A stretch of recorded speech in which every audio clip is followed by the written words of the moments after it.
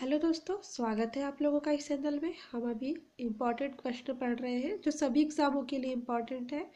मैंने इसके पहले ये 2 वीडियो डाल चुकी हूँ, तीसरा वीडियो है। अगर आपने वो नहीं देखे हैं तो देख लीजिएगा। इम्पॉर्टेंट वीडियो, अति महत्वपूर्ण प्रश्नों के नाम से मैंने वो वीडियो डाले हैं, आप उनको ज़रूर देखें क्योंकि उनमें जो क्वेश्चन है मैंने आप लोग को डायरेक्ट पूछे हैं, ऑप्शन नहीं दिए हैं। मतलब उसमें कि जैसे 4 ऑप्शन रहते हैं, मैंने नहीं दिए हैं क्योंकि उससे तो आप कर लेंगे। मैं चाहती हूँ कि आप लोग को ऐसे ही आना चाहिए सारे आंसर दोस्तों। और मुझे आपने कमेंट करके बताएं, मुझे बहुत अच्छा लगा कि आप लोग के कितने कितने प्रश्न सही हैं।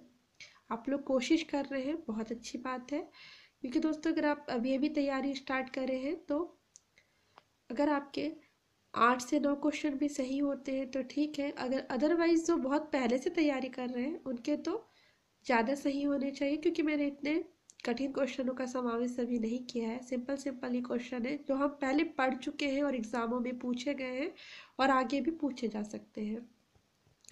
दोस्तों मैंने पिछले बार आप लोगों से क्वेश्चन पूछे थे तो मुझे आप लोगों ने आंसर दिए। जिन लोगों ने आंसर दिए उन लोगों के आंसर सही हैं। मैं आप लोगों को वैसे मतलब हर किसी को लिखकर नहीं बता सकती हूँ कि आप लोग के आंसर सही है, क्योंकि दोस्तों क्योंकि मैं भी स्वयं खुद तैयारी भी करती हूँ एग्ज़ाम की। और छोड़िएगा दोस्तों, मैं फालतू बातें नहीं करती आप लोगों से, क्योंकि अभी हम तैयारी कर रहे हैं एग्ज़ाम की। तो मैं आप लोग को पहले बता दूं कि जो पिछले वीडियो में मैंने क्वेश्चन पूछे थे उनके आंसर अपनी कहानी है 1970 वृंदावन लाल वर्मा की। अपनी खबर है 1960 पांडे बेचन शर्मा उग्र की। आत्म परिचय 1988 फणीश्वर नाथ रेणु। अर्धकथा 1988 डॉक्टर नगेंद्र। आज के अतीत 2003 भस्म शाहनी की है। आज के अतीत दोस्तों आप इनको नोट कर लीजिएगा क्योंकि एग्जाम में पूछे जाते हैं। मैं आप लोगों को हर बार ऐसे ही 4-5 क्वेश्चन पूछूंगी, जिससे क्या होगा कि आप स्वयं ढूंढेंगे उसे और फिर आपको वो हमेशा के लिए याद हो जाएंगे। तो आज का पहला क्वेश्चन है। पहले मैं आप लोगों को मतलब आप पहले पॉज कर लीजिएगा, फिर इसका आंसर दीजिए, फिर मैच करिए जो मैं आंसर बताऊंगी, फिर मुझे बताइए कमेंट्स करके कितने सही हुए। आज मैंने 20 क्वेश्चन रखे हैं, इसमें 20 क्वेश्चन रखे हैं। जो पहले से पढ़ाई कर रहे हैं उनके कम से कम 15 राइट तो होने ही चाहिए मेरे अनुसार। ज़्यादा भी हो सकते हैं क्योंकि मैंने इतने टफ क्वेश्चन नहीं रखे हैं। जो पढ़ाए हैं और जो मैंने पूछे हैं वही क्वेश्चन मैंने इसमें रखे हैं। तो शुरू करते हैं। पाली भाषा का एक अन्य नाम है। पाली भाषा का एक अन्य नाम है। मैं सारे बता चुकी हूँ दोस्तों पहले। अगर आपने मेरी वीडियो ध्यान से देखे होंगे तो आप आसानी से कर पाएंगे। पाली भाषा का एक अन्य नाम है, अभी तक आपने सोच लिया होगा, तो यह मागधी मागधी भाषा है। पूर्वी हिंदी की उत्पत्ति किस अपभ्रंश से हुई है? पूर्वी हिंदी की उत्पत्ति किस अपभ्रंश से हुई है? मैं अपभ्रंश के ऊपर पहले ही वीडियो बना चुकी हूँ, अगर आपने वो नहीं देखे हैं तो जरूर देख लीजिएगा क्योंकि बहुत इंपॉर्टेंट है, हमेशा पूछे जाते हैं क्वेश्चन इसके ऊपर। तो पूर्वी हिंदी की उत्पत्ति हुई थी अर्धमागधी अपभ्रंश से हुई थी। संविधान में राजभाषा का प्रावधान किस अनुच्छेद से है? संविधान में राजभाषा का प्रावधान किस अनुच्छेद में है? तो है ये 344 में। ये सब मैं पहले बता चुकी हूँ आपको। मध्यकालीन आर्य भाषा की तीसरी अवस्था है। मध्यकालीन आर्य भाषा की तीसरी अवस्था कौन सी है? अपभ्रंश है। अपभ्रंश है मध्यकालीन आर्य भाषा की तीसरी अवस्था।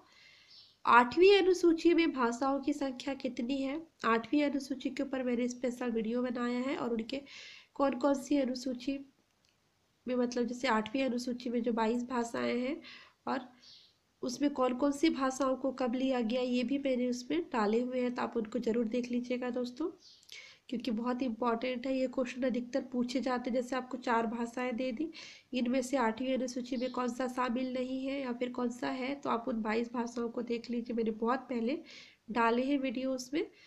तो 8वीं अनुसूची में भाषाओं की संख्या कितनी है? 22। क्यों पले पलकर किसी को मैं बहुत पालिश बुरी तेरी, ये पंक्तियां हैं और ये पंक्तियां किसकी हैं?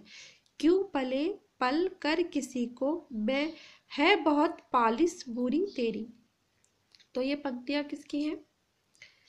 ये पंक्तियां हैं प्रिय प्रवास से ली गई है और ये पंक्तियां अभी आप समझ गए होंगे प्रिय प्रवास के नाम से, तो ये अयोध्या से ही उपाध्याय अरिहौत की है।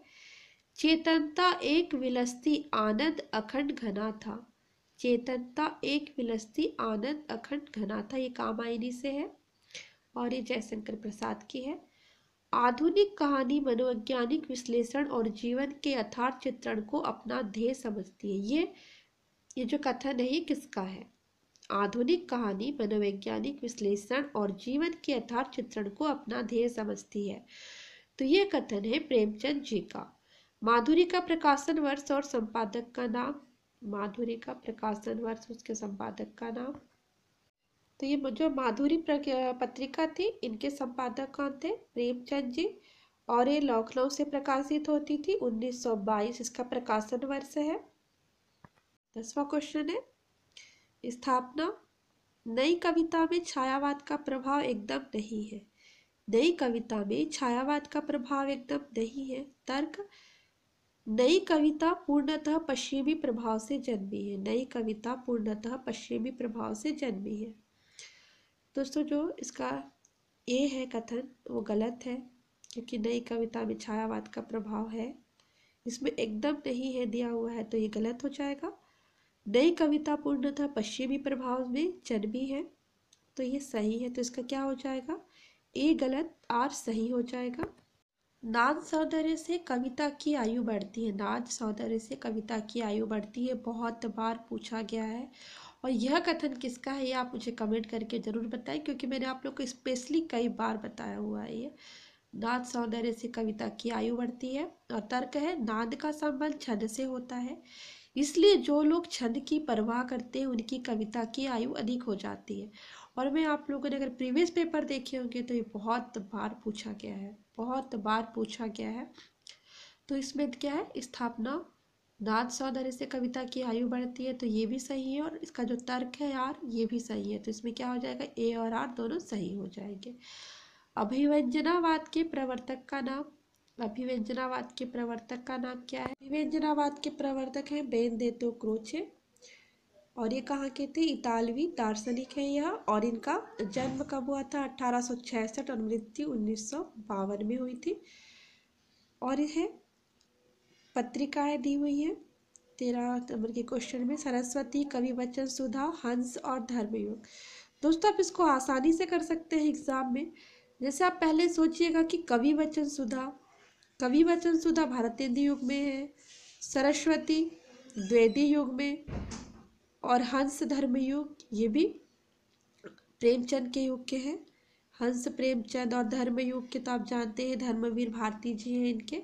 तो अब इस तरह से कर सकते हैं। अगर आपको सन याद भी नहीं हुआ तो सबसे पहले क्या आएगा? कवि वचन सुधा, फिर सरस्वती, फिर हंस और धर्मयुग। तो इस तरह से आप इसको आसानी से कर सकते हैं। तो सबसे पहले क्या आएगा?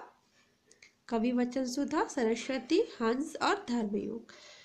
14 क्वेश्चन में मैंने मैच वाला रखा है, ताकि आप लोग, जैसे कि मैंने इसलिए पैटर्न के हिसाब से क्वेश्चन रखे। इसमें 20 क्वेश्चन है, और मैं आगे क्वेश्चन आपको अच्छे लगे तो प्लीज़ इसे कमेंट करके मुझे ज़रूर बताएं कि आपको बहुत अच्छे लगे क्वेश्चन, और लाइक भी ज़रूर करेगा दोस्तों। तो जैसे आत्मजयी, आत्मजयी किसकी है? कुंवर नारायण की। आत्मजयी कुंवर नारायण की है। और धरती किसकी है? धरती त्रिलोचन की है। और आंगन के पार किसकी है? आंगन के पार द्वार अज्ञेय की है। और धूप के दान गिरिजा कुमार माथुर के। मैंने डायरेक्ट आप लोगों को आंसर बता दिए हैं इसके, तो आप इसको नोट कर लीजिएगा। अपभ्रंश शब्द का सर्वप्रथम प्रयोग किसने किया? अपभ्रंश शब्द का सर्वप्रथम प्रयोग किसने किया? अपभ्रंश शब्द का सर्वप्रथम प्रयोग पतंजलि के महाभाष्य में मिलता है। एककस्य शब्दस्य बहुवो अपभ्रंशा, अर्थात एक एक शब्द से बहुत से अपभ्रंश है। एक एक शब्द के क्या है? बहुत से अपभ्रंश हैं। ये पतंजलि ने अपने महाभाष्य में कहा था। तो अपभ्रंश शब्द का सर्वप्रथम किसने प्रयोग किसने किया? पतंजलि ने किया। धातुसेन प्रसाद के किस नाटक के पात्र हैं? तो धातुसेन जयशंकर प्रसाद के नाटक स्कंदगुप्त के पात्र हैं। व्यंजना शक्ति का कार्य क्या है? व्यंजना शक्ति का कार्य क्या है? तो व्यंजना शक्ति का कार्य क्या है? मुख्यार्थ में छिपे अकथित अर्थ को व्यक्त करना। मुख्यार्थ में छिपे अकथित अर्थ को व्यक्त करना।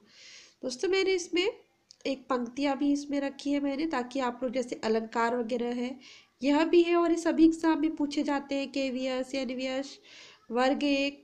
और आप लोगों को इसमें भी है, CBSE नेट में भी अलंकार है। तो मैं आप लोग को ये पंक्तियां बोल रही हूँ, तो आप बताइएगा कि कौन सा अलंकार है।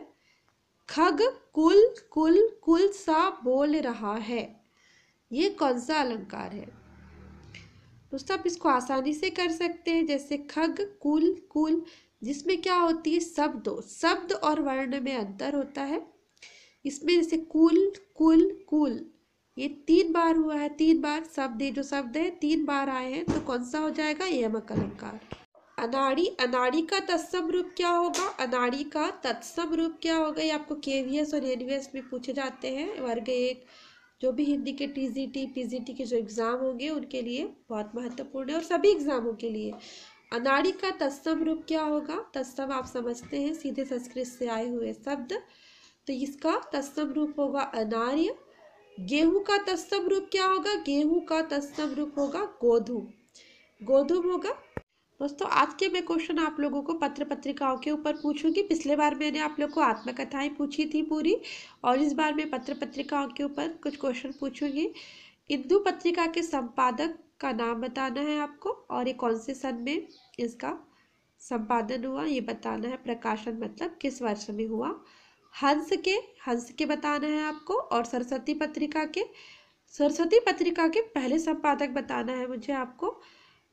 आप मुझे बताइएगा कि सरस्वती के पहले संपादक कौन थे। कवि वचन सुधा के संपादक, और विषाद योग किसकी रचना है ये बताना है आपको, विषाद योग किसकी रचना है ये बताना है। 5 क्वेश्चन मैंने आप लोगों से पूछे, आपको इसके आंसर देना है। और आपको आज का वीडियो कैसा लगा आप मुझे कमेंट करके ज़रूर बताइएगा दोस्तों।